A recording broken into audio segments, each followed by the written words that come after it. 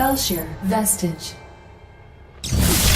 And spawning in the bottom right-hand corner of Belshire Vestige, the blue Protoss player trailing 0-1, Invictus Gaming's Jim.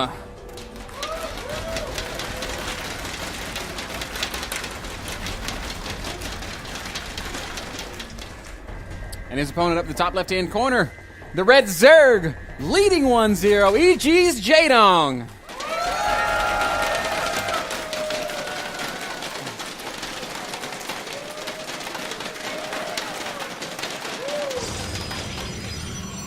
Same opening over here by Jim as in the previous map. And man, I must say that was a really bizarre first game. First Jaedong with the offensive hatchery, then the no cancel.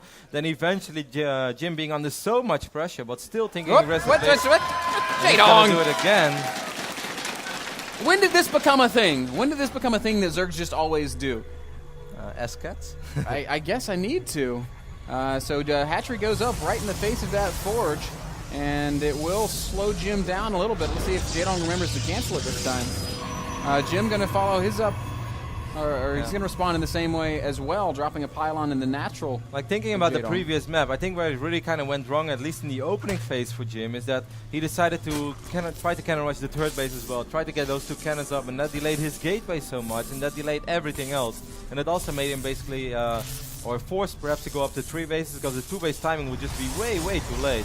Like, Protoss is going to lose a lot of mining time right now, but if we take a look at the main base, we see 12 probes left. We take a look at the main base of Jaedong, we see 11, as Jaedong is pulling drones now as well. I guess it's just a standoff, man.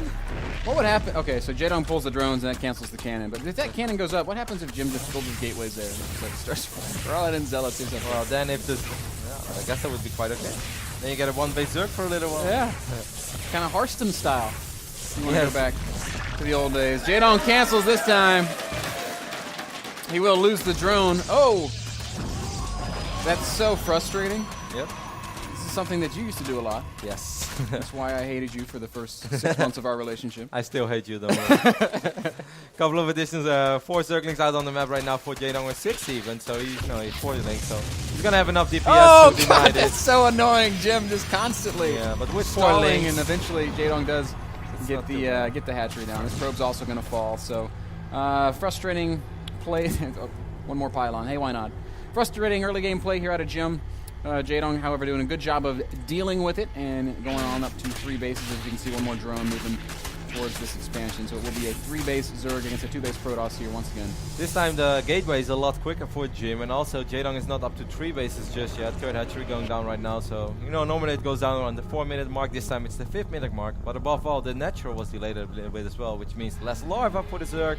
I'd say this went a little bit better for Jim than it did on the previous map. Yeah, I think so too.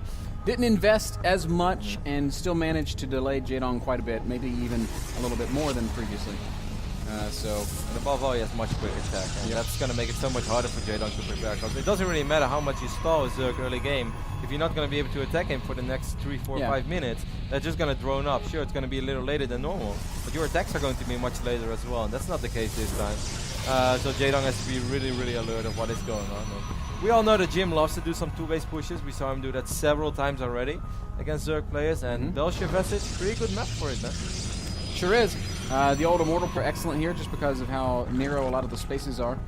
And also, like the build that Puck likes to do a lot, the Blink Stalkers with a couple of Immortals and all the sentries. And we saw Puck do that against Jaedong on this map as well. And it was very successful, but Jim is going to switch it up, and he's going to drop the Stargate. That's interesting. So, Stargate opening for Jim. I have to wonder if it's going to be Phoenix's or an Oracle opening. I think it's going to be Phoenix. Jim does love to play some Phoenix into Colossus, save into 3 bases as well every now and then, like kind of the old save Wings of Liberty style. I think that's a really hard style to pull off these days. But it's all about being aggressive on the right moments and not giving Zergs absolute freedom other than your couple of Phoenixes flying around. So I'm very curious to see what Jim is going to do besides sending some Phoenixes across the map, if he is indeed going for Phoenix. Jaedong took a pretty quick double gas, and he hasn't thrown down any tech, and so there it is. There's that fast layer. So we might be seeing some... well, I guess Jaedong's intentions might be some fast mutaplay. He's got no other tech down. That's certainly what it looks like right now. But upon realizing that this Stargate is out, I wouldn't be surprised to see Jaedong change gears a little bit.